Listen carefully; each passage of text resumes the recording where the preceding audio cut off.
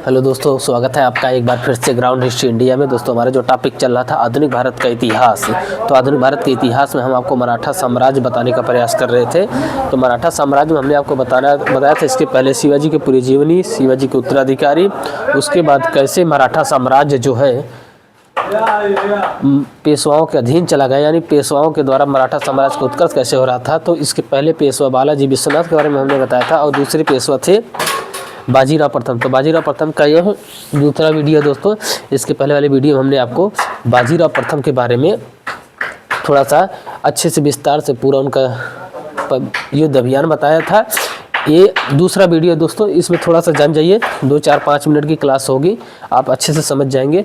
तो दोस्तों, हमने आपको इसके पहले वाले वीडियो में पूरा विजय अभियान आपको इनके बारे में बताया था, बाजीराव प्रथम के बारे में। तो ये जो हम आपको बता रहे हैं कि गुजरात का जब अभियान करते हैं तो गुजरात पर मराठों का नियंत्रण पहले से था, यानी गुजरात पर मराठों का नियंत्रण पहले से था। गुजरात पहले मराठा संरक्षण में था, यानी चौथ मराठे जो है गुजरात से पहले वसूल रहे थे। तो इसी क्रम में जो है दोस्तों, यहाँ का जो हेड बनाया गया था गुजरात का, वो पिलाजी गायकवाड़ को बनाया गया था। और पिलाजी गायकवाड़ को बनाया गया था, नहीं माफ करिए, गुजरात का जो हेड बनाया गया था वो त्र्यंबक राव दभागे को बनाया गया था। और त्र्यंबक राव दभागे जो है दोस्तों, गुजरात के साथ साथ यह मालवा की सुविधा, मालवा भी अपने पास रखना चाहते थे, यानी मालवा की सूबेदारी भी अपने पास रखना चाहते थे। तो इसी क्रम में मालवा दिया गया था पिलाजी गायकवाड़ को। तो इसी क्रम में जो है दोस्तों, इन्हें मिलता नहीं है, तो पिलाजी गायकवाड़ को मालवा मिल जाता, तो यह जो है निजामों से संपर्क स्थापित कर लेते हैं। तो इसी को लेकर के दोस्तों एक युद्ध होता है, और वह युद्ध होता है डभोई का युद्ध, जिसमें त्र्यंबक राव दभागे मारे जाते हैं। ये मराठाओं का आंतरिक युद्ध होता है, जिसमें त्र्यंबक राव दभागे मारे जाते हैं। फिर जो है दोस्तों, पिलाजी गायकवाड़ को गुजरात और मालवा दोनों क्षेत्र मिल जाता है।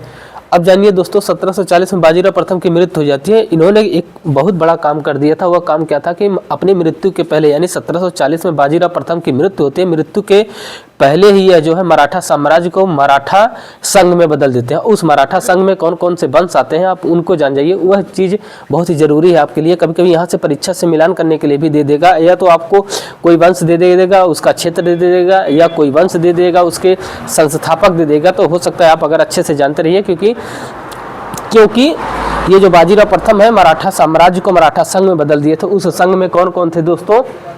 क्षेत्र वंश और संस्थापक हमने यहाँ पर लिखा है। जैसे इंदौर में होलकर थे, मल्हारराव होलकर इसके संस्थापक थे।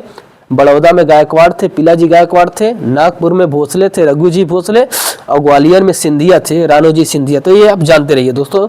और बाजीराव प्रथम की मृत्यु के बाद, यानी बाजीराव प्रथम के बारे में कहा जाता है कि एक इतिहासकार है ग्रांट डफ का कथन है कि बाजीराव प्रथम के पास योजना बनाने के लिए मस्तिष्क और कार्य करने के लिए 2 हाथ थे।